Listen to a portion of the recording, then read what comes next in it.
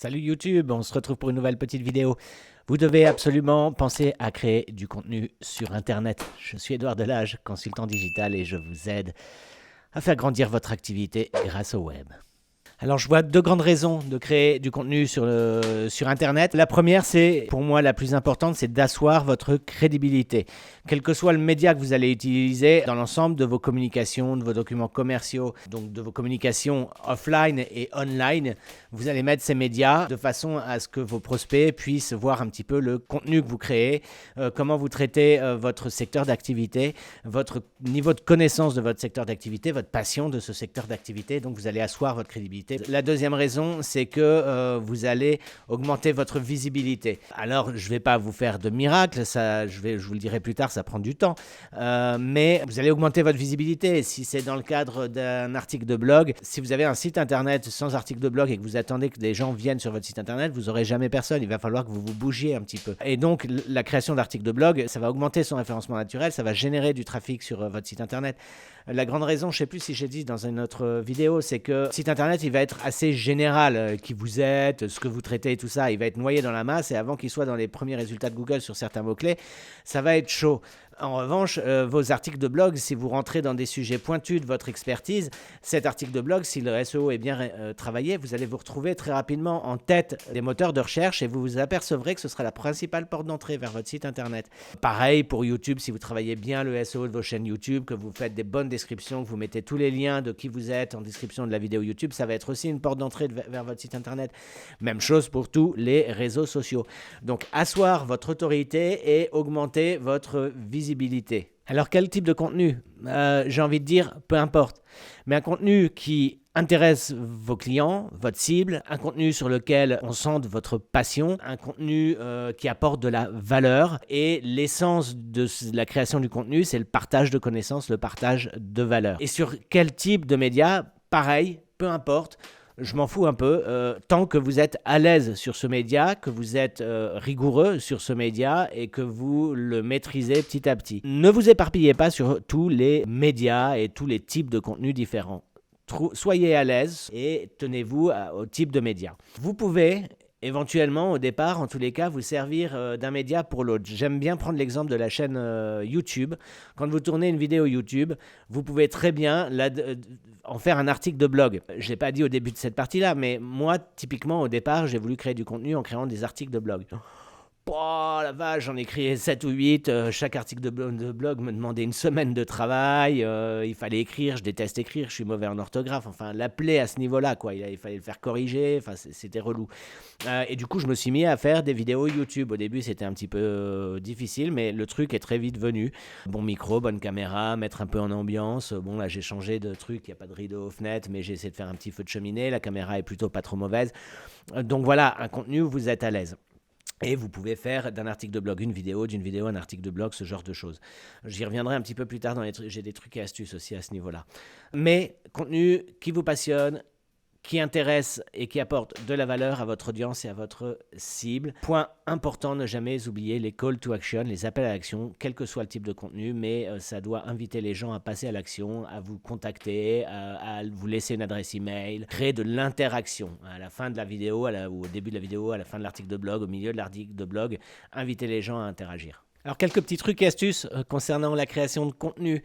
Première chose, je ne sais pas si je vous aurais convaincu dans cette vidéo, mais il faut avoir un mindset, vous mettiez dans un état d'esprit de création de contenu, c'est important, sinon vous allez ramer. Mais alors, le premier des trucs, c'est que pour se mettre dans ce mindset, c'est oui, mais je ne sais pas quel contenu créer. Bah si, vous en avez tous les jours dans votre business des idées de création de contenu. Vous en avez en discutant avec des prospects, en discutant avec des clients. Ce que je veux dire, c'est que chaque problématique que vous allez rencontrer est un sujet de création de contenu que vous pouvez aborder. Quand on vous pose une question sur le service après-vente de votre site internet, ça veut dire que cette question, vous n'y avez pas répondu dans votre FAQ. Mais traitez-le sur un sujet de vidéo. Dites, ah bah tiens, si un de mes prospects ou un de mes clients s'est posé cette question, c'est qu'il y en a d'autres qui doivent se la poser. Je vais répondre à ça. Ensuite de ça, quand vous regardez d'autres vidéos, quand vous lisez d'autres articles de blog, quand vous allez vous promener, je sais pas moi, pour moi c'est dans les bois, j'habite à la campagne, et j'ai plein d'idées qui viennent à ce moment-là. Donc ça nous amène à le deuxième truc et astuce, c'est absolument prévoyez un calendrier de création de contenu. Toutes les idées que vous avez, comme je viens de vous dire, en discutant, vous endormant, en promenant dans les bois, quand vous rencontrez un problème, vous les notez toutes dans un calendrier de contenu. Moi j'utilise Notion et je mets toutes mes idées. Ensuite, le soir, je reviens et je me dis, j'essaye de trouver les angles d'attaque de la vidéo et tout ça, et je mets ça là-dedans, et je prévois ensuite dans mon Google Agenda, je me mets une vidéo YouTube par semaine, et voilà, et au fur et à mesure, je dis publier, pas publier, publier sur tel réseau, et ainsi de suite. Mais au moins, ça va vous permettre de vous constituer une banque de données, d'idées de contenu à traiter. Vous verrez qu'un jour, vous allez vous dire, oh, cette idée, elle est trop bien, il faut que je la crée, vous allez la mettre dedans. Une autre, vous dites, oh oui, tiens, ce serait pas mal, vous la mettez dedans. Vous revenez 2 semaines plus tard, vous regardez, et puis finalement, vous avez, non, finalement, celle qui était top, pas très bien. Par contre, l'autre, non, si, vraiment, il faut que je la traite. Voilà, donc ça, c'est un truc et astuce important. Quand vous faites des sujets assez larges, sous la forme d'un article de blog, généralement, d'une vidéo YouTube, ces sujets traités, ils deviennent des sous-sujets pour des posts Instagram, LinkedIn, Snapchat, TikTok, j'en sais rien, où vous allez publier, malgré ce que je vous ai dit en début de cette vidéo, où je vous invite à pas trop vous éparpiller. Mais bon, les gros sujets vont devenir des sous-petits sujets que vous pouvez traiter assez rapidement sur du LinkedIn, c'est un truc intéressant. Ensuite de ça, le dernier truc, c'est que je suis un grand fan des vidéos sur les sites internet. Je trouve que ça permet d'humaniser le site internet, de mettre un visage dessus, en plus des mots, et ça augmente le capital sympathie du site internet. Donc, ce que je veux dire, c'est que les vidéos YouTube, pour les plus importantes, vous pouvez les importer sur votre site internet. Ça apportera encore plus de valeur. La création du contenu en lui-même, je vous invite à ne pas le déléguer. Ça doit venir de vous, ça doit être votre sujet, ça doit être votre âme, si vous êtes auto-entrepreneur ou indépendant, mais ça doit être l'âme de votre entreprise si vous êtes dans une PME. Donc, trouvez quelqu'un au sein de votre entreprise qui gère bien le média que vous allez utiliser, l'écriture, la vidéo, peu importe, mais essayez de le faire vous-même. Ne le déléguez pas à quelqu'un qui ne connaît pas trop votre boîte et tout ça. Bon, après, en revanche, vous pouvez prendre des community managers pour faire des posts réguliers sur Instagram, sur Facebook et tout, si vous n'avez pas le temps, si vous n'êtes pas trop à l'aise, mais les vidéos YouTube et les articles de blog, je vous invite vraiment à les faire vous-même. En revanche, vous pouvez tout à fait déléguer, dans le cadre de la vidéo YouTube, le montage des vidéos, c'est hyper chronophage. Il faut connaître le montage des vidéos, il faut savoir utiliser les logiciels, il faut savoir faire des bonnes transitions et tout. Moi, typiquement, j'ai vraiment pour projet de déléguer les montages. Pour l'instant, c'est moi qui les fais. Je pars aussi du principe qu'il faut savoir faire avant de déléguer. Donc, la forme, vous pouvez la déléguer, mais la création, le fond, je vous invite à pas trop le déléguer. La création de contenu se fait sur la durée. Si vous voulez que ça porte ses fruits, il va falloir créer du contenu vraiment sur la durée, être assez rigoureux. Ça va vraiment porter ses fruits dans le temps. Il faut que les effets de buzz se fassent. Il faut que les algorithmes comprennent votre contenu. Dans le cadre d'articles de blog, il faut que Google comprenne de quoi parle un sujet, d'un autre sujet, qui ait des liens internes, que les gens s'habituent à lire votre contenu, s'habituent à votre personne.